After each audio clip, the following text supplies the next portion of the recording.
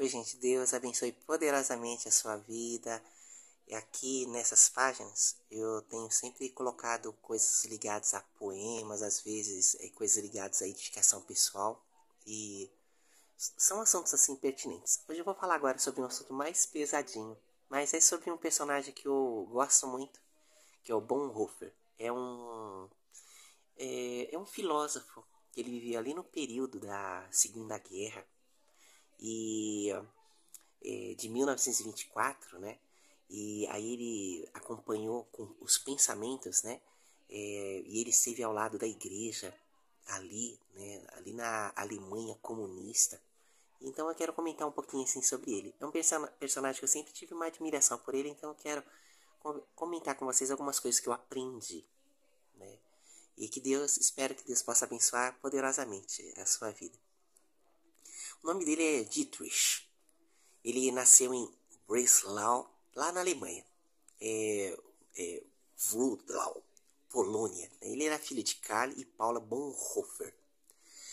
O lar dele era um lar muito fértil a respeito do crescimento religioso, né, intelectual, moral e estético. E isso permeou a vida dele. Em 1923, ele iniciou os estudos de teologia lá na Universidade de Tübingen. E de 1929 até 1930, então ali, né, ele foi um assistente ali de um pároco, né, de um sacerdote ali, de uma congregação alemã.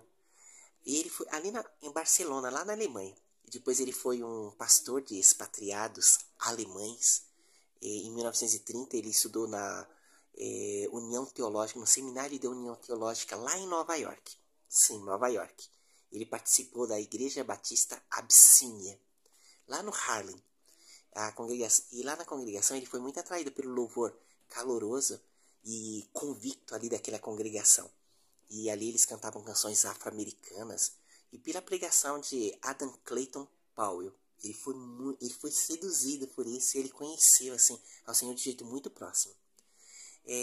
Ali ele teve o nazismo, ele foi descortinado, né, por toda a Alemanha. E Bonhoeffer ele cogitou em não retomar mais para aquele país, para o seu país. Ele foi até repreendido por seu mentor Karl Barth, que é muito conhecido dos círculos de cursos de teologia. E Karl Barth disse para ele que se ele não se dispusesse a sofrer com seu povo, ele não deveria crer que Deus fosse capaz de ajudar ao povo dele, né? E até mesmo para reconstruir a própria terra, né, ali que estava sendo devastada pelos alemães. Bonhoeffer foi um dos principais líderes da igreja confessional e ele se opunha ao nazismo de um jeito muito forte. E sobre a orientação de Barth, ele elaborou uma declaração de Barmen em 1984 e que os signatários ali, eles se recusavam a submeter a palavra de Deus ao controle nazista. Era um dos primeiros momentos que eu ouvia se chamar de resistência. Em 5 de abril de 1943, dois agentes da Gestapo, eles chegaram à casa dos pais de Bonhoeffer, né, para detê-lo por suspeita de atuação na resistência alemã. E já ali naquela ocasião, Bonhoeffer já estava envolvido em um esquema para matar Hitler. Bem estranho, né? Tantas coisas assim. Embora ele não soubesse disso na época. Se vocês forem procurar Bonhoeffer e Hitler lá no Google, vocês vão encontrar muitas coisas assim, coisas ligadas a isso.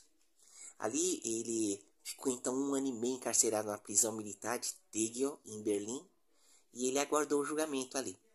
E fracassada, né, a tentativa de assassinato de Hitler em julho de 44, e isso fala lá nos documentos de Abwehr, no serviço de inteligência do exército alemão.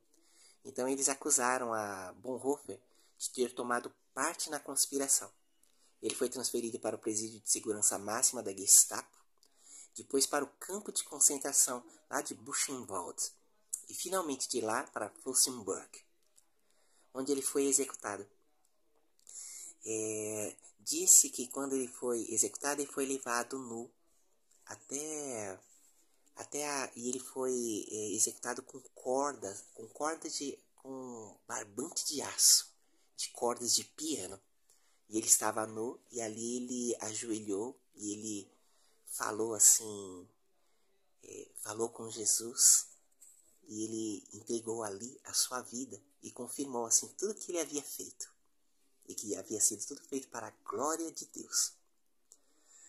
Espero que você tenha aprendido algo, e que Deus possa abençoar a sua vida de um modo muito especial, enquanto nós entregamos a nossa vida ao serviço do Mestre. E esse texto vai que vocês conheçam um pouco da vida de Dietrich Bonhoeffer e perceber como que o povo de Deus, ele morre por amor a Cristo. E o nosso viver é Cristo, né? E para nós o morrer é lucro. Que Deus possa abençoá-lo de um jeito muito especial. Tchau!